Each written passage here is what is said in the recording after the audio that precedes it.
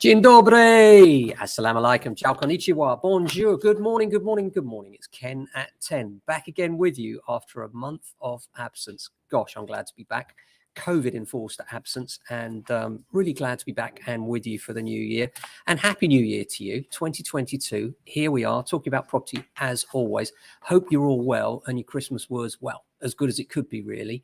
I know it's been very tricky for some of you. Many people lost loved ones and things, and many people isolating. Now we got Omicron. Very, very frustrating time. So yeah, welcome. Thanks for joining us once again. It's really great to be back.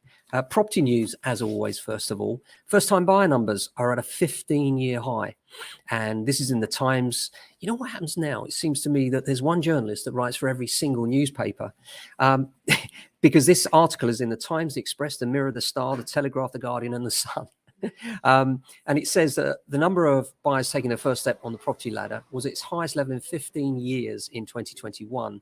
First-time buyers accounted for half of purchases with a mortgage in the last year, according to the Yorkshire Building Society. The number of mortgages taken out by first-timers is thought to have topped 400,000 for the first time since 2006. However, it said it's unlikely that first-time buyer numbers will continue to be seen at this level in 2022 and beyond.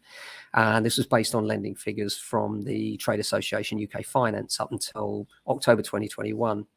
It's interesting to see, though, isn't it? So many first-time buyers getting on the ladder. And of course, this is what happens in a busy market when you see prices jump up. It's natural. Natural greed kicks in. Everybody thinks, I want to be in on that jump. You know, I want to be in before those prices hit a high and make some money. That's the bottom line. Many people I know, it's a family home and everything else, but natural greed does kick in. And when you see the prices around you rising, not so much here in the southeastern London, but the rest of the country, particularly up north, where they've seen meteoric price rises and coastal areas as well. You know, it's a case of, if I don't buy what I'm seeing now, then what I'm seeing now will be out of my reach as well. And I don't even particularly like that. So it does tend to provoke that. Britain's house builders, another article in the Daily Mail, bring in more than £7 billion in the last 2 years. Some of Britain's biggest housing developers collectively earned more than £7 billion in profits in the last 2 years. As the pandemic prompted soaring property demand, the stamp duty holiday combined with low interest rates has led buyers storming the market in search of more spacious homes. The race for space boosted profits at house builders from Barratt Developments, Taylor Wimpey, Redrow and Bellway.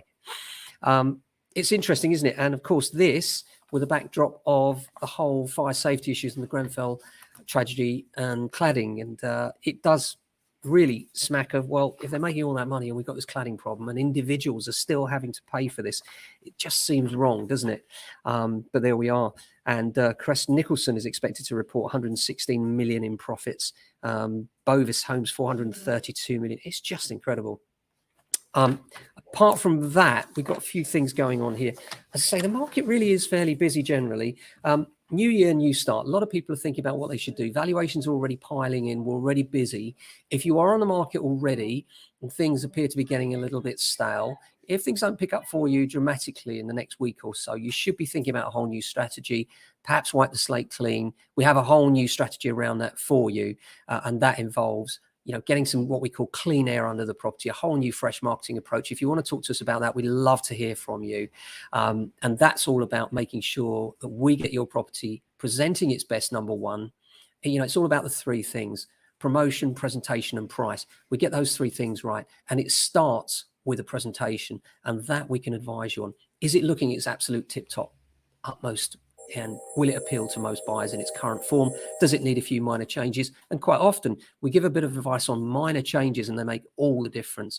And then the promotion, you got to make sure you're with the right agent that's doing professional photographs and those photographs are doing your property justice. And thirdly, and most importantly, you've got to get that price point dead right. And then on top of that, you've got to have agents that are at the end of the phone, real live human beings, not an online log on here, make a report and expect a response. People that you can call and say, what's this one like? When can I go and see it? Have a proper conversation with a real human being. That's what we're all about. So if you're thinking of selling this year, it's going to be a busy year. We're going to be very busy and we hope you can join us on the journey. We'd certainly love to join you on your moving journey. If you have any questions, queries, or want some tips, tricks and advice, as always, the Property Podcast is back and we'll be doing our first episode this weekend for this year in the new season, I should say. Season 1's completed and still getting lots of downloads, but season 2 will be even coming back at you even stronger.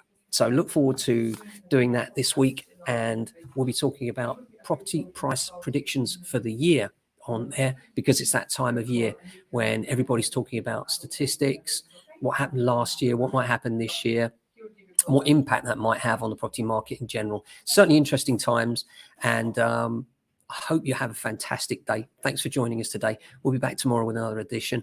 Until then, stay safe and well. Look after yourselves and your families. Ciao.